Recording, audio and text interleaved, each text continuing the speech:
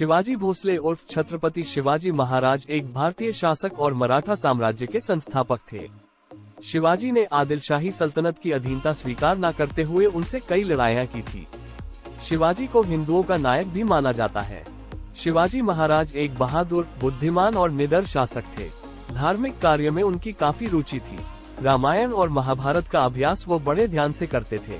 वर्ष 1674 में शिवाजी महाराज का राज्याभिषेक हुआ और उन्हें छत्रपति का खिताब मिला।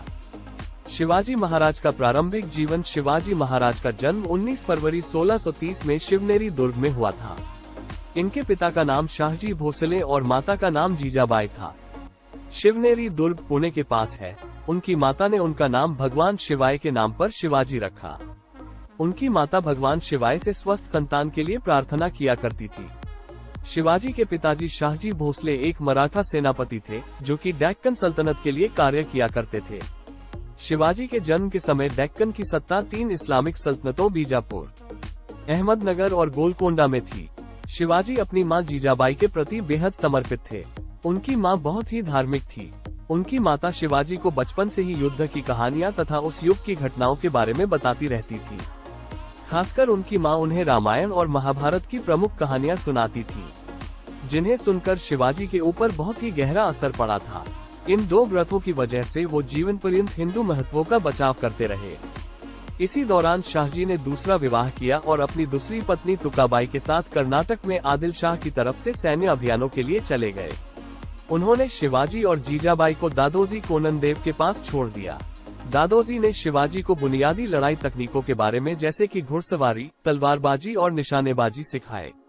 विवाह। शिवाजी महाराज का विवाह 14 मई 1640 में सईबाई निम्बलाकर के साथ लाल महल, पूना, पुणे में हुआ था।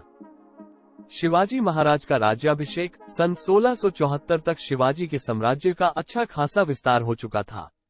पश्चिमी महाराष्ट्र में स्वतंत्र हिंदू राष्ट्र की स्थापना के बाद शिवाजी ने अपना राज्याभिषेक करना चाहा, परंतु ब्राह्मणों ने उनका घोर विरोध किया।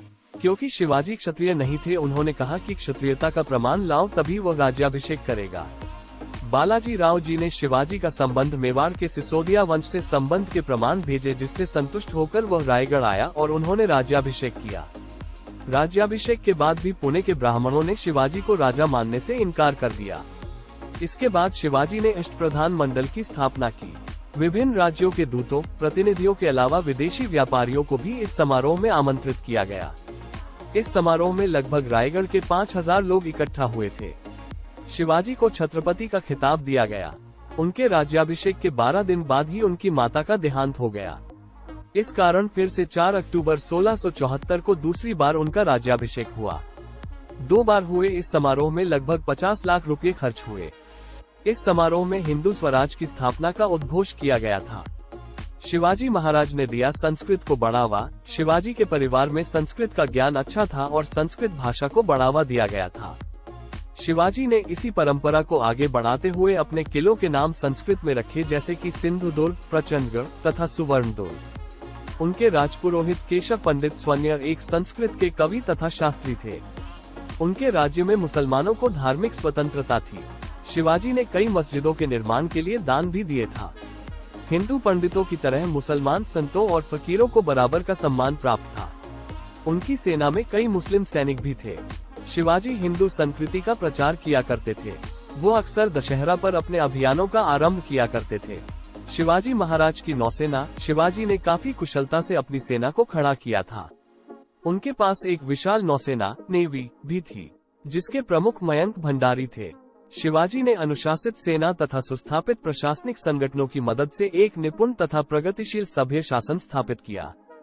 उन्होंने सैन्य रणनीति में नवीन तरीके अपनाए, जिसमें दुश्मनों पर अचानक आक्रमण करना जैसे तरीके शामिल थे। शिवाजी महाराज का प्रशासनिक कौशल। शिवाजी को एक सम्राट के रूप में जाना जाता है। उनको बचपन में कुछ खास शिक्षा नहीं मिली थी, लेकिन वो फिर भी भारतीय इतिहास और राजनीति से अच्छी तरह से परिचित थे। शिवाजी ने प्रशासकीय कार्यों में मदद के लिए 8 मंत्रियों का एक मंडल तैयार किया था, जिसे अष्टप्रधान कहा जाता था। इसमें मंत्रियों प्रधान को पेशवा कहते थे। राजा के बाद सबसे ज्यादा महत्व पेशवा का होता था।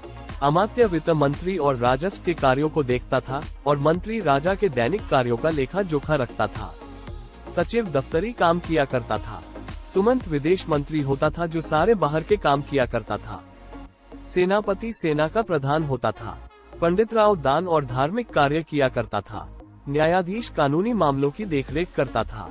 शिवाजी महाराज का चरित्र। शिवाजी महाराज ने अपने पिता से स्वराज की शिक्षा हासिल की। जब बीजापुर के सुल्तान ने उनके पिता को गिरफ्तार कर लिया था तो शिवाजी ने एक आदर्श पुत्र की तरह अपने पिता को बीजापुर के सुल्तान से संधि करके छुड़वा लिया। अपने पिता की मृत्यु के बाद ही शिवाजी ने अपना राज तिलक करवाया। सभी प्रजा शिवजी का सम्मान करती थी और यही कारण है कि शिवाजी के शासनकाल के दौरान कोई आंतरिक विद्रोह जैसी घटना नहीं हुई थी। वो एक महान सेना नायक के साथ साथ एक अच्छे कूटनीतिज्ञ भी थे।